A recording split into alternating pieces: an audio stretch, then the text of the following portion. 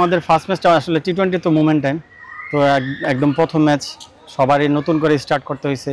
তো first match অনুযায়ী সবাই যার যার মানে একটা প্ল্যানে ছিল, হয় নাই। তো ওটা ইনশাল্লাহ নেক্সট ম্যাচ মানে আগামীকালকে ইনশাল্লাহ সবাই বুঝতে পারছে। সবার ব্যাটসম্যানরাও নিজেরা কথা বললো, আমরা বোলাররা নিজেরাও ডিসকাস করছি যে কী করা যায়।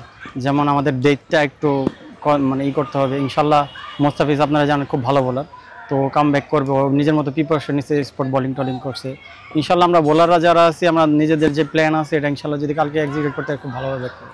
আসলে টি-20 তো অনেক ফাস্ট একটা গেম, সো ওই ক্ষেত্রে মানে দুর্বলতা কি সবাই যার যার বেস্ট দেওয়া ট্রাই করে, তো আনফর্চুনেটলি হয় না বা হয় এরকমই। তো ওই ক্ষেত্রে ব্যাটসম্যানরাও চাচ্ছে যেটা ছোটোটা যত বড় করা যায়, আর আমরা বোলাররাও চাচ্ছি যত অ্যাকুরেসি টাইপ বল করা যায়।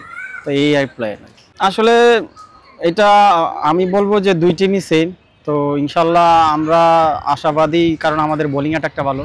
টি-20তে বোলিংটা ইম্পর্টেন্ট। তো ওই ক্ষেত্রে আমরা যদি আমাদের বোলারদের কাজগুলো করতে পারি, রাজশাহী ইনশাল্লাহ আমাদের সাথে পারবে না। অবশ্যই আমি আমাদেরকে আগায় রাখবো।